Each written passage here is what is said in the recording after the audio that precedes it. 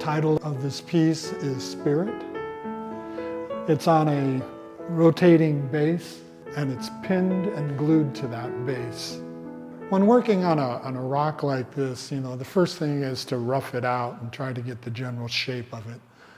You're working with an angle grinder with diamond wheels, and it creates a lot of dust. Of course, you have a mask and goggles and muffs for the sound.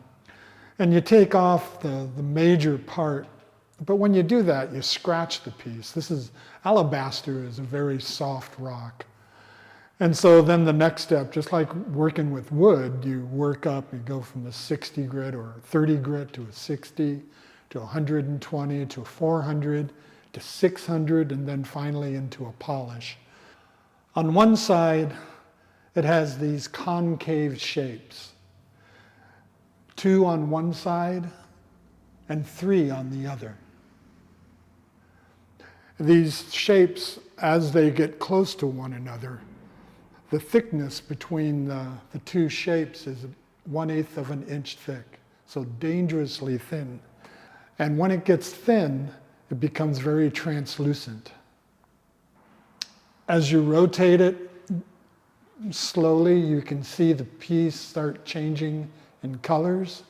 If the sun starts getting more intense, then it can actually turn to a very bright orange image. The fins come to a sharp edge along the top, and on the other side, it has a very rough texture. Even on a cloudy or partly cloudy day, it will change. It will constantly change. It will become very intense or becomes very dull in color.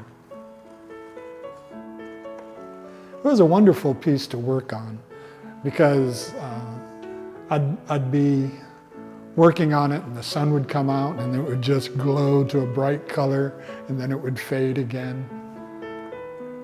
It was almost disappointing to finish it because of that. Almost. After 2 years, it was very nice to finish it. I enjoy doing art. I enjoy sharing my art. And I enjoy watching people interact with my art.